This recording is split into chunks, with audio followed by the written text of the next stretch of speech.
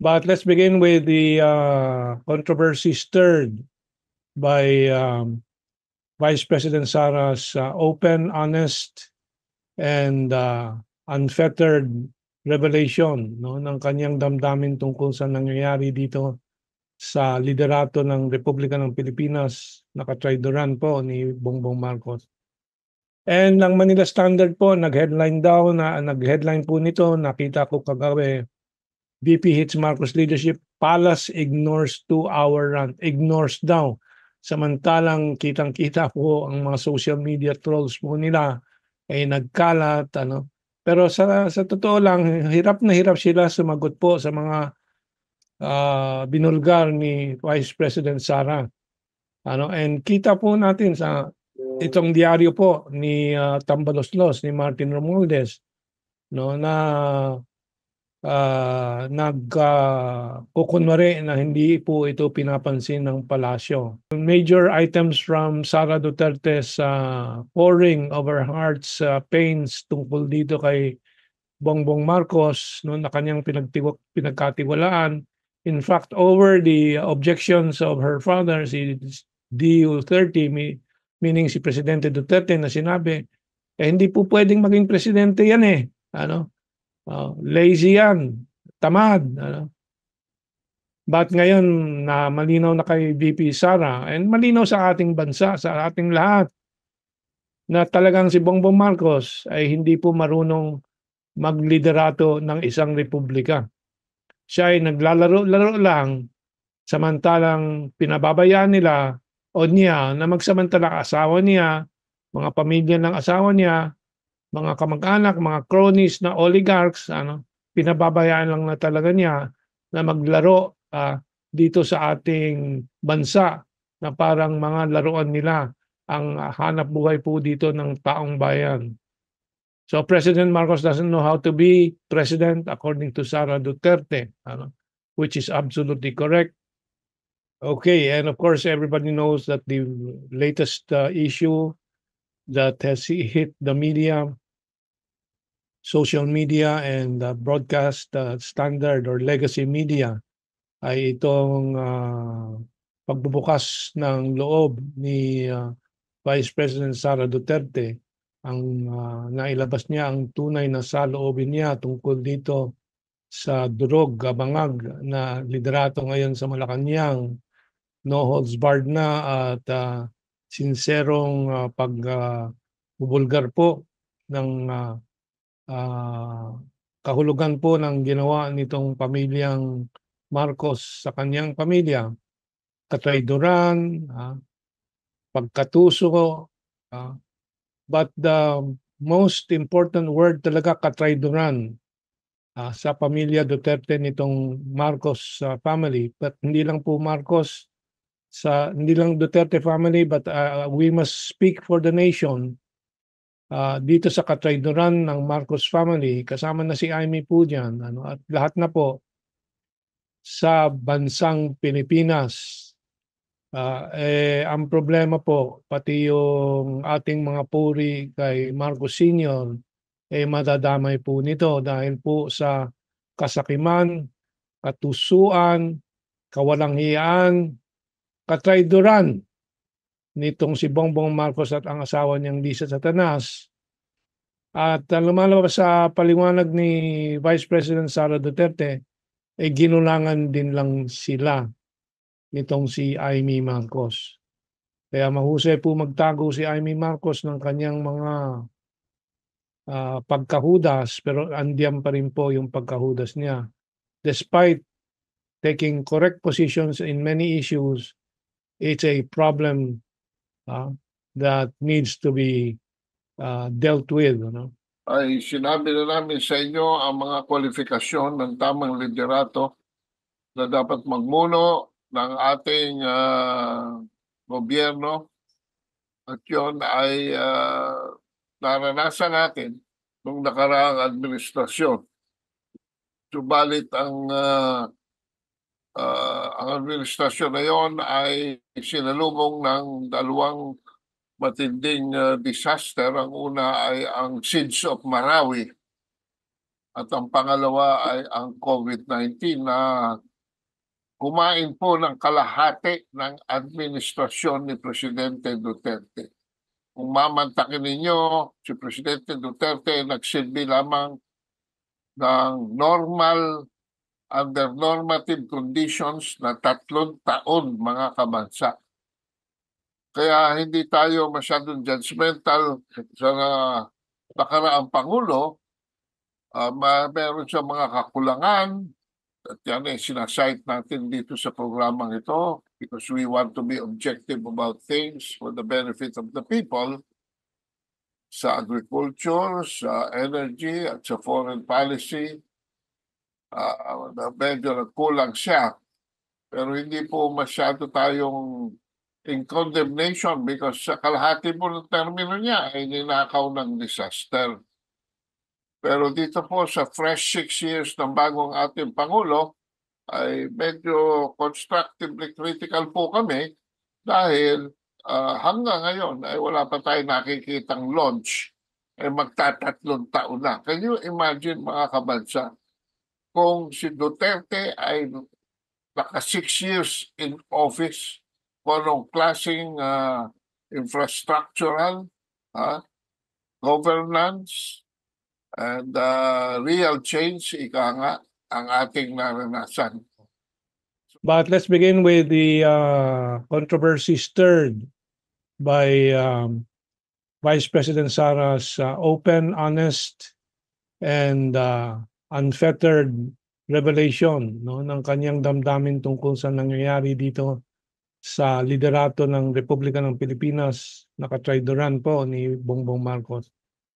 And ang Manila Standard po, nag-headline po nito, nakita ko kagabi, VP hits Marcos leadership, Palace ignores 2-hour rant. Ignores daw. Samantalang kitang-kita po ang mga social media trolls po nila ay nagkalat. Pero sa totoo lang, hirap na hirap sila sumagot po sa mga binulgar ni Vice President Sara. And kita po natin sa itong diaryo po ni Tambaloslos, ni Martin Romualdez, no, na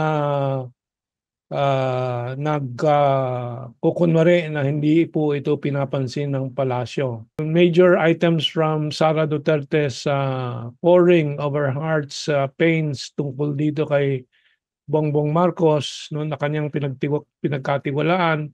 In fact, over the objections of her father, si DU30, meaning si Presidente Duterte, na sinabi, hindi po pwedeng maging presidente yan eh. Lazy yan, tamad. But ngayon na malinaw na kay VP Sara and malinaw sa ating bansa, sa ating lahat, na talagang si Bongbong Marcos ay hindi po marunong magliderato ng isang republika.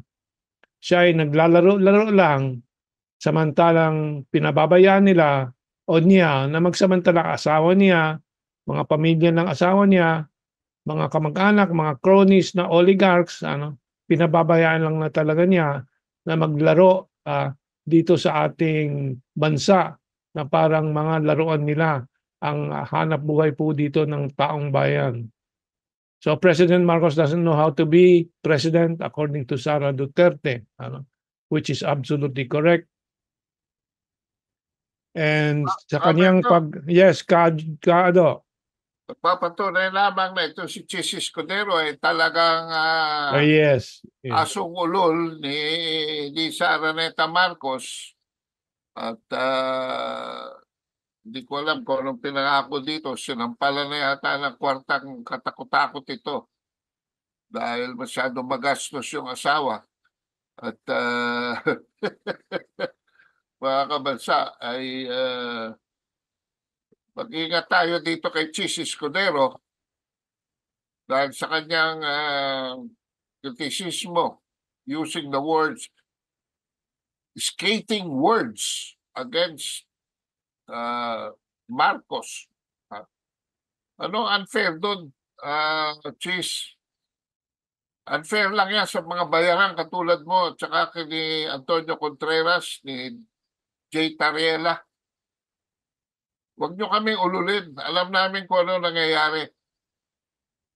Para sa akin, itong binanggit ni Inday Sara sa kanyang speech regarding exhuming the remains of President Marcos sa libingan ng mga bayani was only a psychological warfare against Aimee. I think this whole speech was directed towards Aimee also, because Aimee at this point will have to make a choice between her friendship, and her family, her brother. Dahil prinsipyo po itong pinag-aawayan natin. If Aimee Marcos, this is the test of Aimee Marcos. If Aimee Marcos will not become a traitor to her own kind, then we have nothing to do with her also. Because hindi naman pwede na medya-medya ang labanan dito kung talagang bangga ang politika ito. Magkakaroon po ng tunay na kulay ito, Duterte versus Marcos. Hindi pwedeng nasa gitna si Aimee, hindi pwedeng nasa gitna si Sara, hindi pwedeng namamangka ang mga taong dapat natin pagkatiwalaan sa dalawang ilog. Hindi pwede po may nanggagamit. No? So, yan po para sa akin, more than anything else, no, for me, yung naging epekto sa akin, itong latest statement ni Inday Sara. This was already the last warning of Inday Sara kay Aimee Marcos. You choose between your friendship with me and my family, or your own family of lust, greed, abuse, and corruption. I think ang naging suma total dito, naging bottom line dito is the issue of corruption. That Inday will not have any part of any corruption that this present administration is doing. Yun ang naging bottom line. So, magkaibigan tayo? Tumulong ka sa tatay ko noong 2016. I acknowledge that. Pero ang ibinalik namin sa inyo ay todo-todo pa. At kayo ang nambudol sa bayan, hindi kami. So, Aimee, you make a choice. Kung hindi, bubungkalin ko yung remains. Para sa akin, ano yun anong tawag dyan? Literary license lang yun, Kamentong. Hindi naman talaga gagawin ni Inday Sara yun to desecrate the grave, no? Pero it was meant as a figure of speech to remind Aimee that this is the last chance for her. And this gives me goose pimples, Kamentong, kasi mukhang may nalalaman si Inday Sara na hindi natin alam. No? At mukhang hindi na si Presidente Duterte kinakausap ng mga militar na magtatanggal kay Marcos kung hindi si Sara Duterte na.